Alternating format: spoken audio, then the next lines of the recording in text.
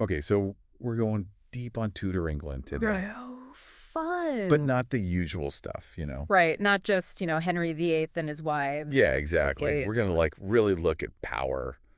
You know, how it really worked. Yes. Like, all the politics. Like, Yeah. back then, image was everything. Oh, absolutely. I mean, they knew how to project an image. Oh, yeah, for sure. Back then.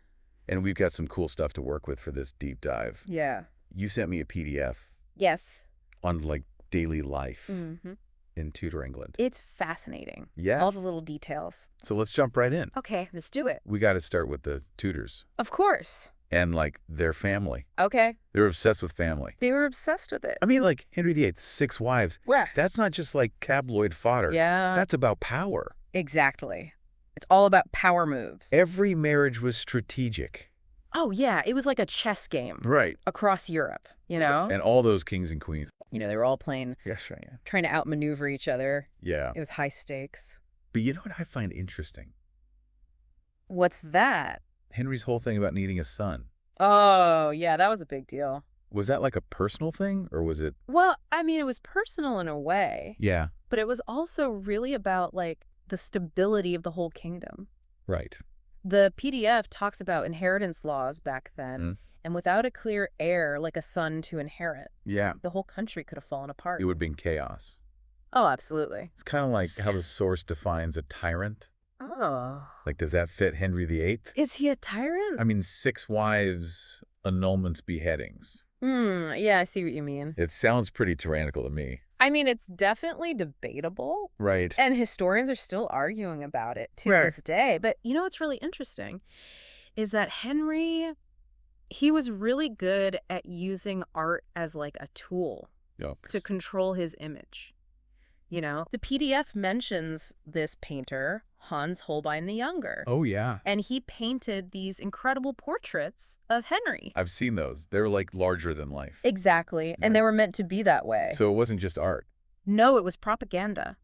Oh, It was a way to, like, broadcast his power to everyone who saw those paintings. wow. So he was controlling his image from like the very beginning. You knew what he was doing. That's pretty smart. Definitely. Okay, so we can't talk about Henry without talking about Anne Boleyn, Oh, Anne Boleyn. wife number 2. Right. She gets a lot of attention.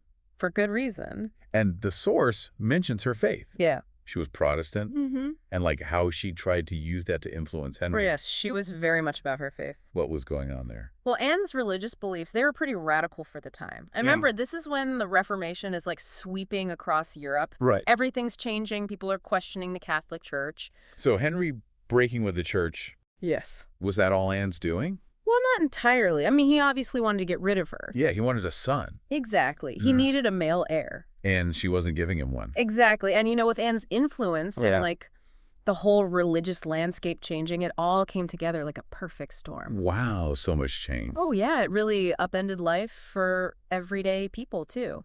Really? Their faith, how they worshipped it, was all in flux. So it wasn't just about like the kings and queens. No, it trickled down to everyone. Wow. It was a really turbulent time. Okay, so then we have Elizabeth, Elizabeth I. Anne's daughter. Yes. She becomes queen. Right. And the source mentions that she was also really good Oh, yeah. with her image. A master of it. Like she used portraits, Of course. but also these things called royal progresses. Oh, yes, the royal progress. What were those exactly? Okay, so imagine this. The queen is traveling all around the country Okay. with her whole court. It's like a massive entourage. And they're putting on these elaborate displays. Like a big party? Kind of, yeah. But Yeah. more than that, it was a way to connect with the people. Right. Show off her power and, build loyalty. It's like a PR campaign. Exactly. A massive PR campaign. She was really smart. Oh, she was brilliant. And she standardized the image on coins, too. Yes, she did. So her face was everywhere. Exactly. A constant reminder of her power. Wow. So she really understood Mm-hmm. how to control her image. She knew that image was everything. Okay, so the source also mentions Parliament and democracy. Right. Was Tudor England a democracy? That's a good question, and it's complicated. Okay. Not in the way we think of it today, Okay. but Parliament did exist. So there were other people Yeah. involved in the government. Absolutely. It wasn't just the monarch No, not at all. making every decision. Parliament had some power. Oh, okay. So it wasn't a full democracy, but it wasn't a total monarchy either. So it was like this in-between, kind of a gray area. Yeah, and that created this really unique power dynamic. Wow. Between the crown and Parliament. So we've got family drama. Yes. Religious upheaval. Yeah. A queen controlling her image. Mm-hmm. And a government that's more complex. Way more complex. Than we might think. Absolutely. Tudor England was. Anything but simple. Anything. It was a fascinating time. Okay, so to wrap all this up. Yes. We've learned that the Tudors.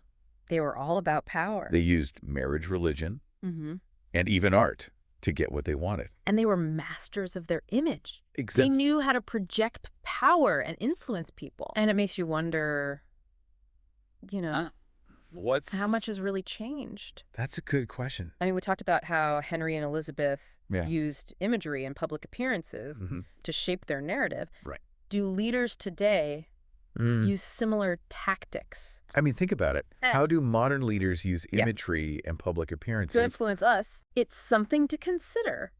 Definitely. For thought. It really is. The more things change, the more they stay the same. That's so true. Right. Okay, well, that was a great deep dive. Yes, it was. Into Tudor England. Fascinating stuff. We learned a lot. I always learn something new. Me too. About the Tudors. They're so interesting. They really are. Okay. Until next time. Bye.